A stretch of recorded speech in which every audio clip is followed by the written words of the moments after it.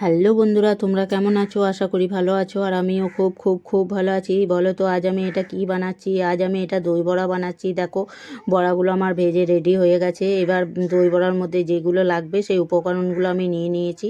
তেঁতুলের চাটনি, বিট লবণ, ভাজা গুঁড়ো মশলা, চাট মশলা, সেউ ভাজা, টমেটো সস আছে। এইগুলো কিন্তু দই বড়াতে লাগবে। আর দেখো, আমি বড়াগুলো ভেজে দইয়ের মধ্যে ডুবিয়ে রেখেছি। তো দেখো, মানে কি বলো তো, এটা জলের মধ্যেও ডুবিয়ে রাখা যায়। অনেকেই জলের মধ্যে রাখে, তো আমার মনে হয় জলের থেকে দইয়ের মধ্যে রাখলে সেটা বেশি টেস্ট হয়। কারণ জলের মধ্যে রাখলে কি ভেতরে জল ঢুকে যায়, আর দইয়ের মধ্যে রাখলে ভেতরে জল ঢোকে আর দারুণ নরম হয়। দেখো, আমার দই বড়া রেডি হয়ে গেছে। খুব সুন্দর হয় এইভাবে দই বড়া করলে। আমি তো এইভাবেই করি। তোমরা কে কীভাবে দই বড়া করো অবশ্যই কমেন্ট করবে। দেখো কতটা সফট হয়েছে, দারুণ হয়েছিল, খেতেও দারুণ হয়েছে। তোমরা কে কীভাবে দই বড়া বানাও অবশ্যই কমেন্ট করবে। আমিও দেখবো চেষ্টা করে ওই রকম দই বড়া বানালে কেমন লাগছে। আজকের ভিডিওটা এইটুকুই।